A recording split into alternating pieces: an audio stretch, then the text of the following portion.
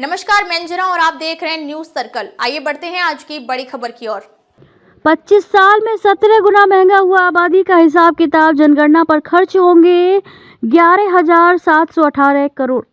देश की 16वीं जनगणना इस बार न केवल तकनीकी रूप से हाईटेक होगी, बल्कि इसके बजट में भी ऐतिहासिक बढ़ोतरी देखने को मिलेगी। 25 साल पहले यानी कि साल 2001 में जिस जनगणना को कराने में 678 करोड़ रुपए खर्च हुए थे, अब उसका अनुमानित खर्च बढ़कर 11,718 करोड़ रुपए से अधिक पहुंच गया है।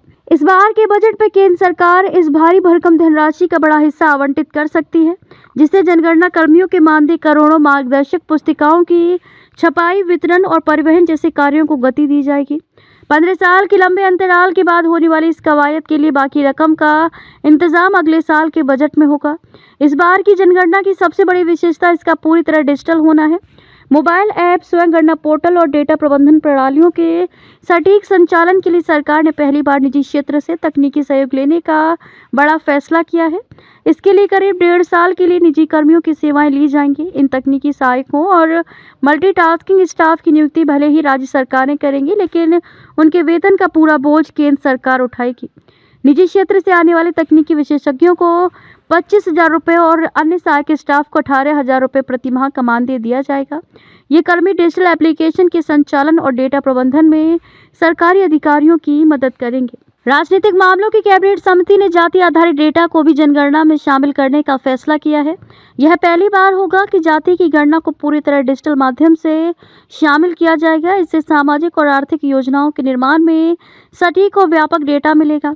सरकार का कहना है कि भारत जैसे विविधता वाले देश में जाति संबंधित जानकारी सार्वजनिक योजनाओं की टारगेटिंग और नीति निर्माण में महत्वपूर्ण भूमिका निभाती है।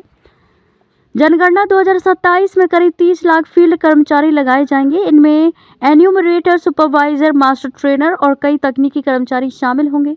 यह जनगणना अब तक का सबसे बड़ा डिजिटल ऑपरेशन होगा। इस दौरान लगभग 1 करोड़ 2 लाख मानव दिन का रोजगार भी पैदा होगा।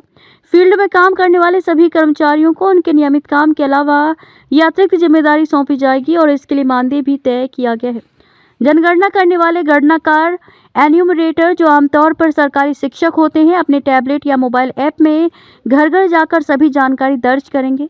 हर घर का लोकेशन, सुविधाएं, परिवार के सदस्यों की शिक्षा, भाषा, धर्म, रोजगार, विकलांगता, प्रवासन और अन्य जरूरी विवरण रिकॉर्ड किए जाएंगे।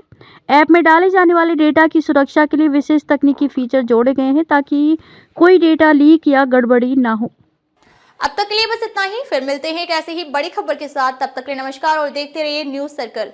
अगर आपको वीडियो पसंद आई हो तो लाइक करें व शेयर करें। ऐसे लेटेस्ट अपडेट पाने के लिए बेल आइकन प्रेस करना ना भूलें। अगर आप हमें फेसबुक या फिर इंस्टा के माध्यम से देख रहे हैं तो हमारे पेज को फॉलो जरूर करें। धन्यवाद।